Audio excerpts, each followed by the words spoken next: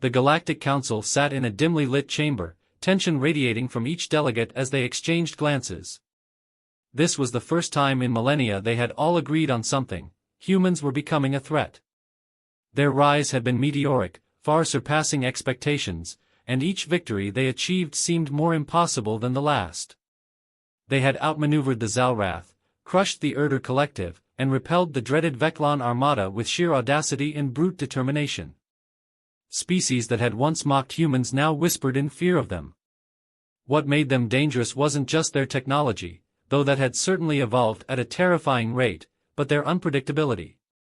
Humans, in the eyes of the Galactic Council, were volatile. They were like a storm, one moment calm, and the next, unstoppable. Each failure to contain them pushed the Council closer to the edge of panic. And so, on this day, they reached a unanimous decision. The human threat had to be eliminated before it was too late.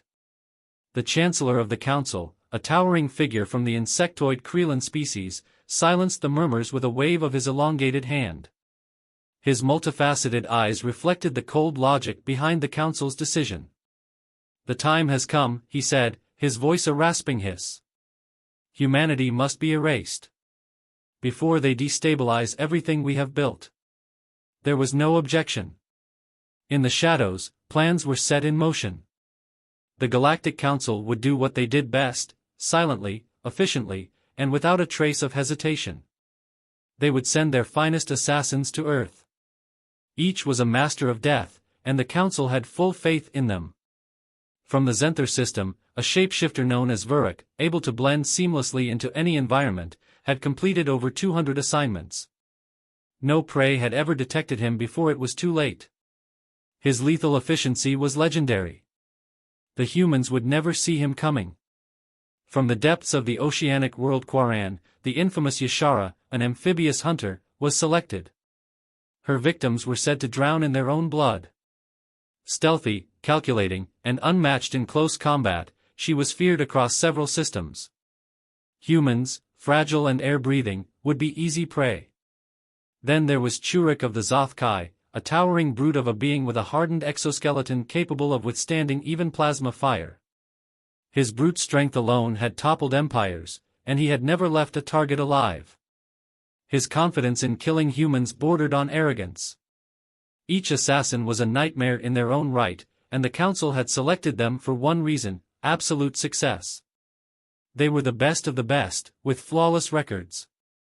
Human leaders would die, and Earth would fall into chaos without the need for open warfare. A surgical strike with no public trace. The Council had done this before, wiping out threats quietly and decisively. As they stood in the shadows of the chamber, the Council members deliberated over humanity's presumed weaknesses. For all their unpredictability, humans were still just flesh and blood, weren't they? They didn't have the regenerative abilities of the Skarn. They couldn't survive in the vacuum of space like the Norkek. And while their technology had improved, it was still inferior to the advanced war machines of many species present in the Council. "They're reckless, undisciplined," one Council member muttered, adjusting the neural interface feeding data into his mind. "They thrive on chaos, yes, but they are not invincible. A calculated strike against their leadership will send them into disarray. They will turn on each other without a guiding force.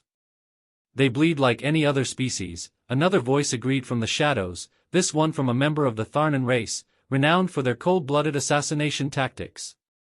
"They may have surprised us in battle, but we underestimate them at our own peril. If we let them continue unchecked, they will eventually tear through the Council's alliances."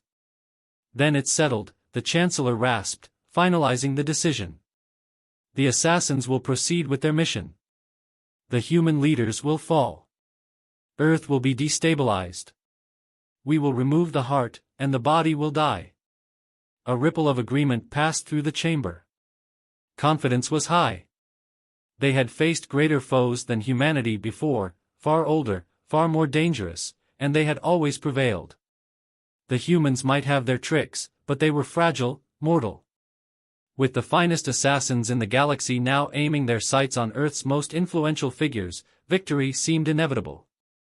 The Council members were unaware, however, that their decision, so methodically planned and so confidently executed, would be the greatest miscalculation they had ever made. The assassins would soon discover a truth that the Council had not accounted for: humans were far more dangerous than they could have ever imagined.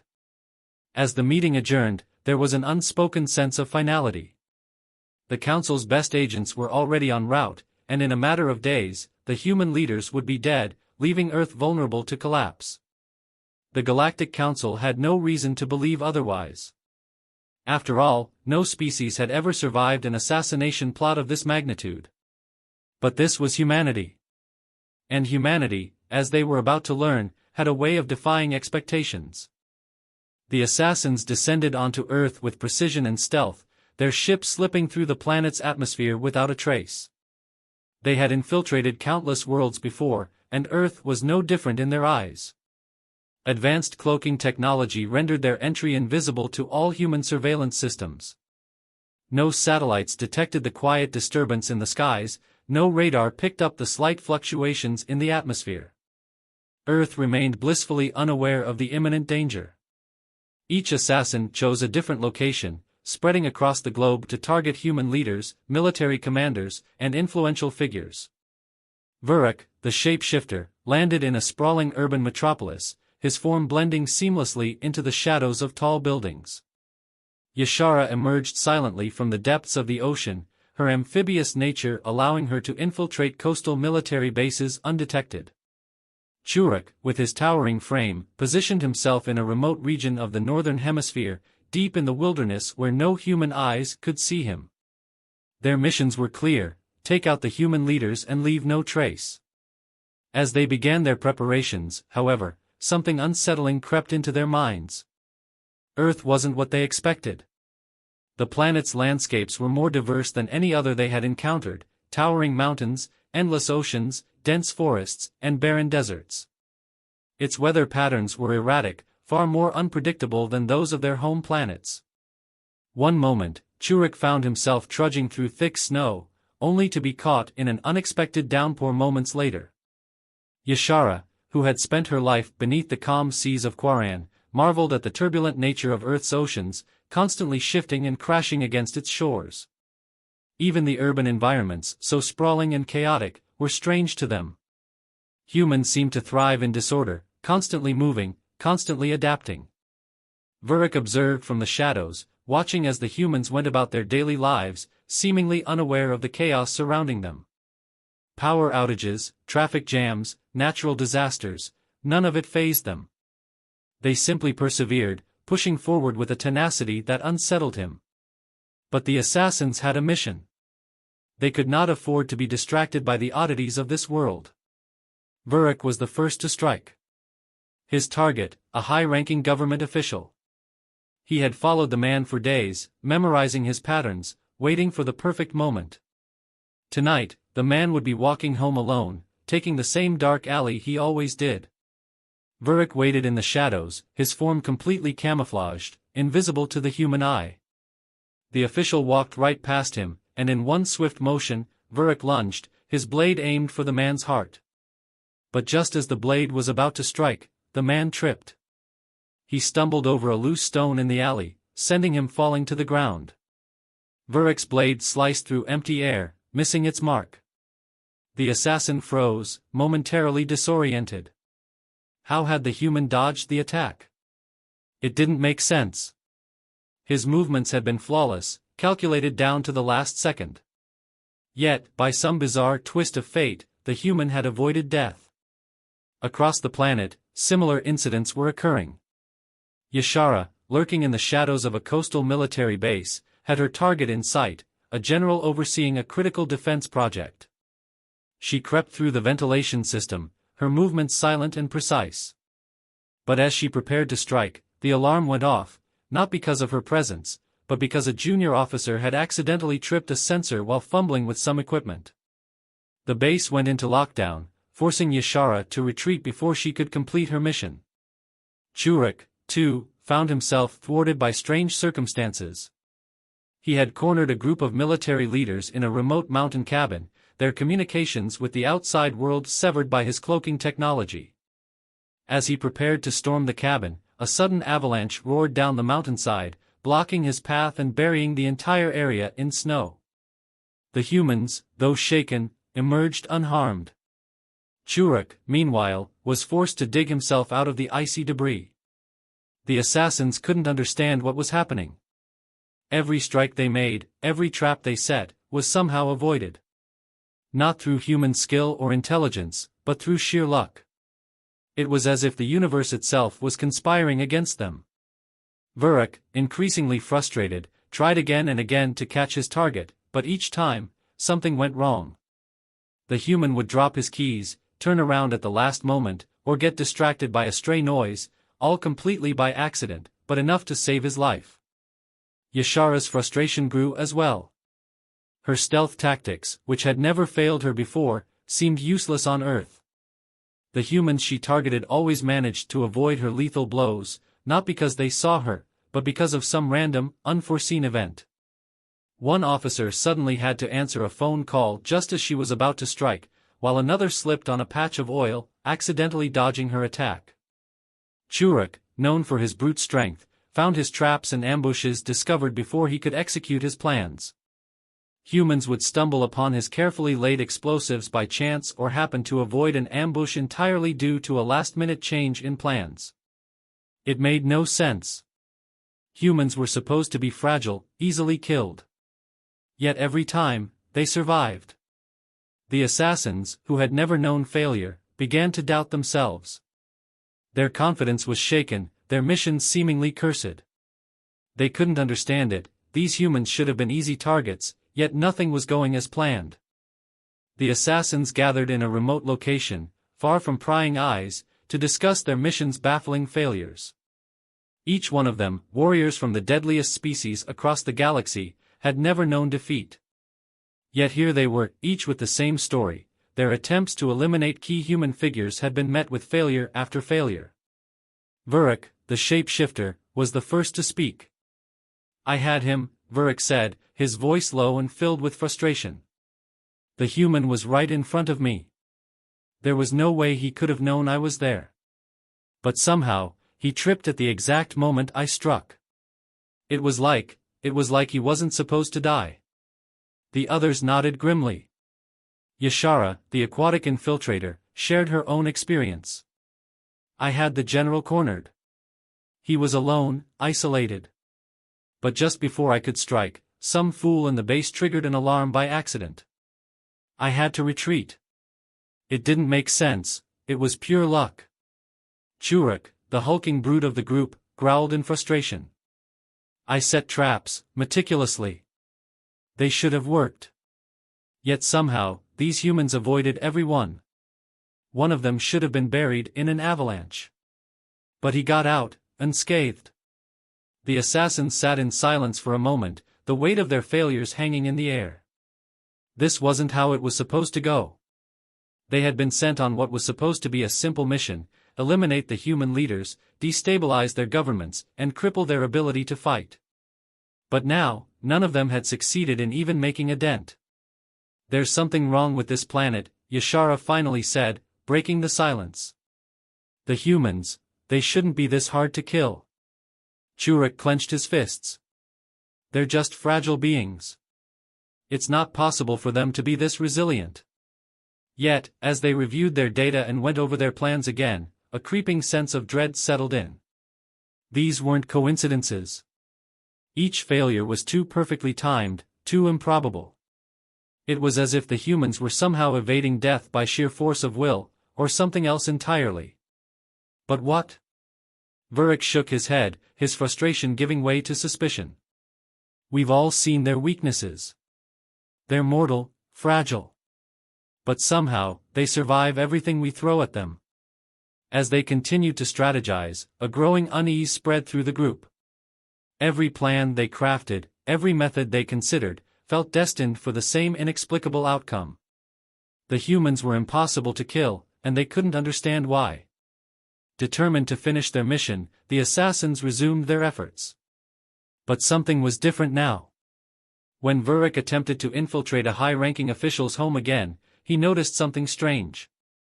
As he crept closer, cloaked and invisible to all sensors, the human inside seemed to turn toward him, staring directly at the spot where he stood. Vurek froze, his heart pounding. That wasn't possible. There was no way the human could see him, yet it felt like he did. The human's gaze lingered for a moment, and then, as if deciding Vurek wasn't worth his attention, turned back to his work. Across the globe, Yashara and Churek experienced similar encounters. Yashara, lurking in the ocean depths, found that a human patrol boat seemed to follow her every move. Though her cloaking device should have hidden her entirely, the humans on board seemed to instinctively know her location, making it impossible for her to get close. Churek, stationed in a remote mountain pass, watched as a group of hikers took a path that avoided his carefully set traps entirely, again, by sheer chance. The final straw came when Vurek attempted to assassinate another human target in broad daylight. He had tracked the man for days, waiting for the right moment. Finally, when the human was alone in a park, Vurek made his move. But as he prepared to strike, a random civilian, someone who should have been oblivious to the danger, suddenly intervened. The civilian, moving with impossible speed and precision, grabbed Vurek's wrist and twisted, disarming him in an instant. Vurek was stunned. How could a mere human react with such strength and reflexes? He barely escaped with his life, vanishing into the shadows, but the encounter left him rattled. The assassins reconvened once more, their frustration now tinged with fear. These were not the humans they had been told about. Something was wrong. They're not just lucky, Vurek said, his voice laced with disbelief. They're anticipating us. They can feel our presence, maybe even see us. Yashara agreed. It's like they're aware of us, even with all our cloaking technology. And that civilian, there was no way he should have been able to overpower you, Vurek. Not without some sort of advantage. The group fell into silence again, but this time, the silence was heavy with the weight of realization. There was more to humanity than they had been told. These beings, once thought to be weak and vulnerable, were anything but. They must have some kind of hidden power, Churek muttered. Some latent ability we don't know about. Psychic abilities, advanced technology, something. Vurek shook his head. It's more than that. They're evolving. Adapting. Every time we strike, they get stronger, more prepared. The assassins exchanged uneasy glances. This mission, which had seemed so straightforward, had turned into a nightmare. Humans weren't just tough, they were surviving against all odds. Every failed assassination attempt only seemed to make them more resilient, more aware of the threat. The assassins realized that they were facing something far greater than they had anticipated. Humanity wasn't just another species to be conquered. They were something else entirely. And the assassins were beginning to understand the full extent of the challenge before them. The assassins were no longer the same elite team that had landed on Earth with supreme confidence. Their composure had cracked, and the air was now thick with tension. They sat in a darkened room, their faces grim, as they reviewed the footage of their failed missions once again. "We're being hunted," Yashara whispered, her voice barely audible. "We came here as predators, but now, we're the prey." Churek, normally brimming with arrogance, was silent. His massive form hunched over, as though the weight of their failures had finally broken his will. Vurek, always the one to formulate a strategy, stood by the window, staring out at the human city below them. "We underestimated them," he muttered, "and now we're paying the price." The team was growing desperate. Their missions, once clinical and precise, had devolved into frantic attempts to salvage their reputation and their lives. They began making bolder, riskier moves.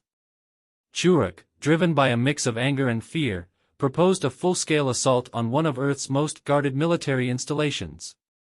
His reasoning was simple: if they could take out a major target, they might still complete their mission.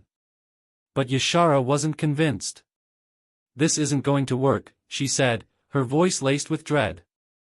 "Every time we make a move, they're a step ahead of us. It's like they know exactly what we're going to do." The others didn't want to hear it. They couldn't afford to give up now. Their reputations, their very lives, were at stake. Aborting the mission meant more than just failure, it meant facing the wrath of the Galactic Council, a fate they all feared. They set their plan into motion. But as the assassins continued their attempts, things began to spiral out of control. Churuk was the first to fall. In a daring night raid on a high-ranking human general, Churuk found himself outmatched by a civilian, a mere human farmer, by all appearances. The battle was short but brutal. Churuk, the towering brute, was brought down not by human technology, but by the raw strength and speed of an unarmed human. The others couldn't believe it when they learned of his death. Churuk, a warrior who had torn through countless enemies, had been defeated by a single human. Fear began to creep into the minds of the remaining assassins. They weren't just losing, they were being outclassed in ways they had never imagined. Vurek and Yashara met in secret after Churuk's death. Vurek's normally calculating demeanor was replaced by something far more primal, fear. "We're not dealing with ordinary humans," he admitted, his voice unsteady. "There's something else here. Some power we didn't anticipate." Yashara, always the pragmatist, couldn't argue. But retreat wasn't an option. They had to finish the mission. It was their only chance to salvage what was left of their dignity, or at least, survive long enough to escape Earth. In their final attempt, Vurek and Yashara gathered what was left of their team. They chose a bold strategy, a direct strike at Earth's political core. They planned to take out the most prominent human leaders in one swift, high-profile attack. This, they believed, would finally break humanity's spirit and force the remaining humans into submission. It was their last, desperate gamble. But as they prepared for the assault, they were met with something they had never anticipated. Humanity, despite its apparent vulnerability, had mobilized. The assassins found themselves facing an overwhelming defense force that seemed to know their every move. Humans, normally disorganized and chaotic, had become a well-oiled machine, adapting to the assassins' tactics with frightening speed. Vurek, moving in for the kill, was met by a barrage of human defenses unlike anything he had seen before. Lasers, projectiles, and energy shields flared to life, neutralizing his cloaking devices and making his advanced alien technology almost useless. It was as if the humans had been waiting for this exact moment, anticipating every trick in his arsenal. Yashara, meanwhile, found herself surrounded by human soldiers who exhibited an almost supernatural level of precision and coordination. They moved as one, their tactics flawless. Each strike she attempted was countered before she could even begin, and every escape route was cut off before she could make her move. The assassins were systematically neutralized, one by one. Their once unstoppable powers were rendered useless by humanity's relentless creativity, resilience, and adaptability. No matter what the assassins tried, the humans had an answer. In the end, it wasn't advanced technology or brute force that defeated the assassins. It was humanity's unyielding spirit, the same quality that had allowed them to rise through the ranks of galactic civilizations in the first place. The assassins had come to Earth expecting to deal with a weak and fragile species, but they had instead encountered something far more dangerous, a species that refused to die. As Vurek lay on the ground, wounded and defeated, he finally understood. "We never stood a chance," he whispered, his voice barely audible. The humans had proven to be the galaxy's most resilient species, not because of their strength or technology, but because of their sheer, stubborn will to survive. And as the last of the assassins fell, humanity stood victorious, proving once and for all that they were a force to be reckoned with. The news had reached the Galactic Council far sooner than expected, but it wasn't the victory they had been anticipating. Instead of triumphant reports of the assassins' success, there was silence. Weeks passed without word from their lethal operatives, leaving the council in a state of growing anxiety. Until, finally, a single surviving assassin made contact. He stood before them now, battered and visibly shaken. This once proud killer, who had completed dozens of high-profile missions with surgical precision, could hardly meet their gaze. The silence in the council chamber was thick as the assassin struggled to find words. When he finally spoke, his voice was hollow, as though he himself still couldn't believe what he was about to report. "They cannot be killed," he said, his voice barely above a whisper. The council erupted into murmurs, many of the members exchanging disbelieving looks. How could this be? They had sent their best, their deadliest, their most experienced assassins, beings who had wiped out entire civilizations without so much as a scratch. And yet here he was, telling them that humanity, fragile and mortal humanity, had somehow survived their every attempt. The head of the council, an ancient and powerful figure with a reputation for cold calculation, leaned forward. "Explain yourself," he demanded, his tone sharp. The assassin took a breath and recounted the details of the failed mission. He spoke of how every strike had been thwarted, how humans had dodged their blows with impossible timing, how ordinary civilians had displayed strength and reflexes that defied explanation. His words painted a picture of chaos, of confusion, and worst of all, of a creeping realization that humanity was not what they had believed. The council members listened in stunned silence, their confidence eroding with each passing second. This wasn't just a failure. This was something far worse. As the assassin finished his report, the council chamber fell into a deep, unsettling quiet. No one wanted to acknowledge the growing fear that had settled over them. "What does this mean?" one council member finally asked, his voice trembling slightly. "Have we created a greater threat than we intended?" The question hung in the air, unanswered. For the first time, the council was faced with the possibility that their actions had backfired spectacularly. By sending assassins to Earth, they hadn't just failed to eliminate the human threat, they had exposed their own fear, and now humanity knew. The tension in the room was thick, as though the very walls were closing in around them. They had miscalculated, and the weight of that mistake was beginning to press down on them. But before anyone could suggest a course of action, an urgent alert flashed on their communication panel. A message was coming through from Earth. The council froze. Humanity was reaching out to them? The message played across the chamber, the voice of a calm, measured human leader filling the space. There was no hint of anger or gloating, no trace of fear. It was as though the humans had been expecting this all along. "We know you sent assassins," the voice began, the tone unervingly neutral. "We were aware of your plan from the start. You see, we are not as weak as you thought." The council members exchanged uneasy glances as the message continued, the human leader's words cutting through the air like a blade. "You may have believed that we could be killed easily, that we were fragile, vulnerable. But you were wrong. We cannot be killed, not in the way you understand." There was a pause, and in that brief moment of silence, the council felt a wave of dread wash over them. The humans had survived. Not just through luck, not through brute strength, but through something far deeper, something that the council couldn't yet comprehend.